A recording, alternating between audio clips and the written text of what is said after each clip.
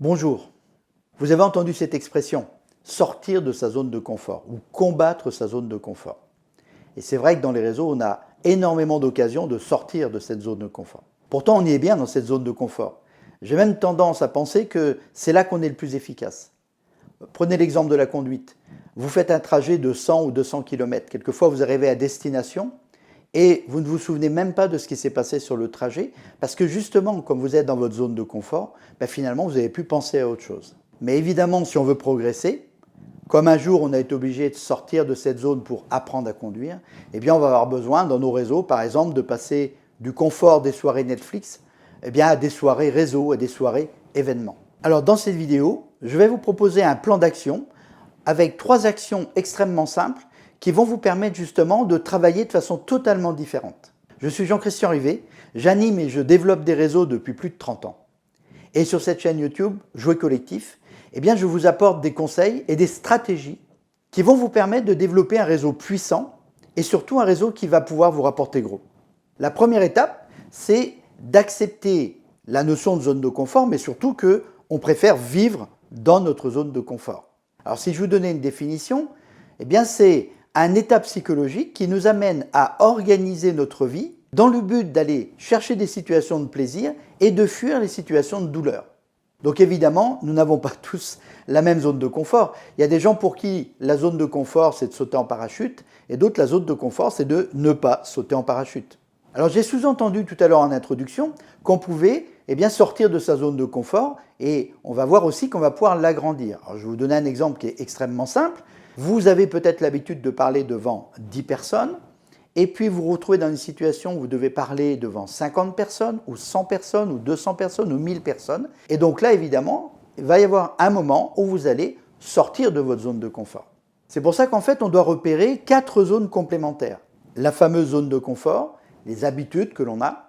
Ensuite, on a ce qu'on appelle une zone d'effort. Alors l'effort, il peut être physique, mais ça peut aussi être un effort psychologique. Par exemple, surmonter le trac d'aller devant une audience qui va être un peu plus importante.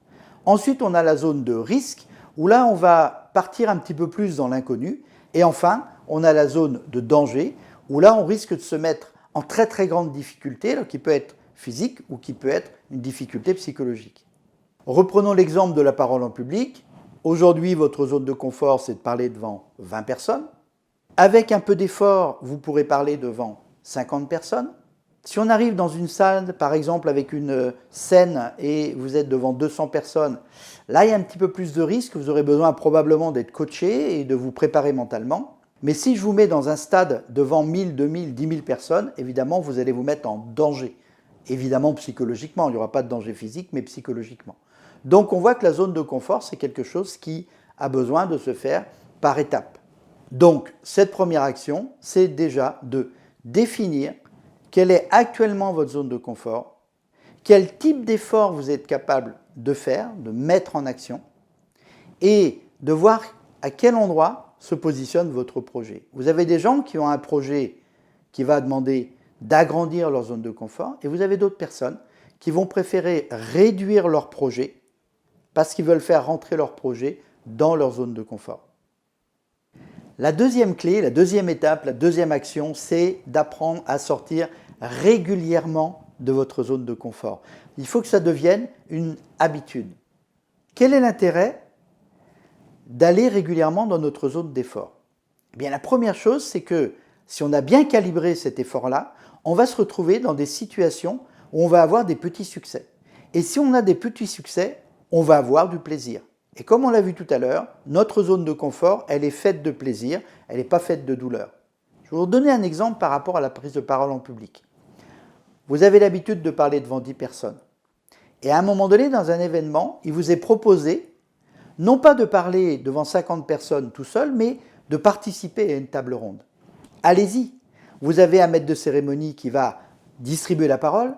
Vous allez pouvoir rebondir sur ce que les autres personnes de la table ronde vont dire. Et donc, d'un seul coup, c'est un tout petit effort seulement, mais qui vous a mis face à 50 personnes. Donc, cette deuxième clé, c'est de muscler votre zone d'effort et d'aller régulièrement dans cette zone-là, d'y prendre plaisir. Et vous allez voir comme ça que, troisième étape, vous allez agrandir votre zone de confort. Alors je parle d'agrandir notre zone de confort parce qu'on ne peut pas vivre en permanence en dehors de cette zone. On ne peut pas vivre en permanence dans la zone d'effort ou dans la zone de risque. On a besoin de temps en temps de se poser et de capitaliser sur ce qu'on a fait.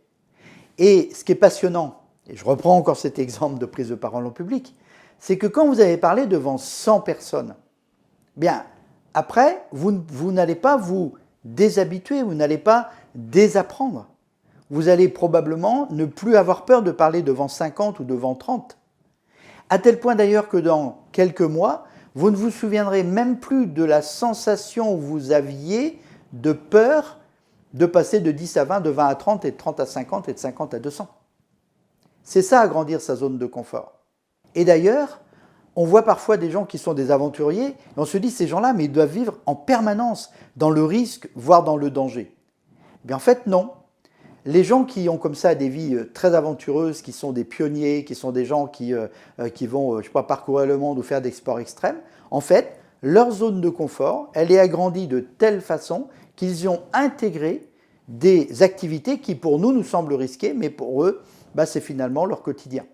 Finalement, agrandir votre zone de confort, c'est tout simplement agrandir le champ des possibles pour vous. C'est tout cet espace dans lequel vous allez vivre qui va d'un seul coup ne plus avoir de limite parce que vous savez que vous pouvez vous faire confiance et qu'avec un tout petit effort, vous êtes capable d'aller dans n'importe quelle situation. J'ai un dernier conseil pour vous, un petit secret par rapport à cette zone de confort. C'est de ne pas y aller seul. Faites-vous accompagner. Suivez des gens qui ont déjà fait le chemin que vous voudriez faire. Et si vous trouvez les bonnes personnes pour vous accompagner, vous allez vous apercevoir que parfois ces gens-là croient en vous plus que vous n'y croyez. Parce qu'eux, ils ont déjà fait le chemin. J'espère que cette vidéo vous aura permis d'ouvrir votre horizon. Si c'est le cas, faites un j'aime sur cette vidéo, abonnez-vous à la chaîne. Vous pouvez aussi poser vos questions dans les commentaires, j'y répondrai. On peut se retrouver dans les différents réseaux, LinkedIn, Twitter, Facebook, Instagram. Et vous pouvez aller aussi sur le site jouer-collectif.com, vous retrouverez quelques ressources gratuites, vous trouverez aussi une offre de conférences et de formations qui pourra vous aider aussi à grandir. Je vous dis à très bientôt pour une prochaine vidéo.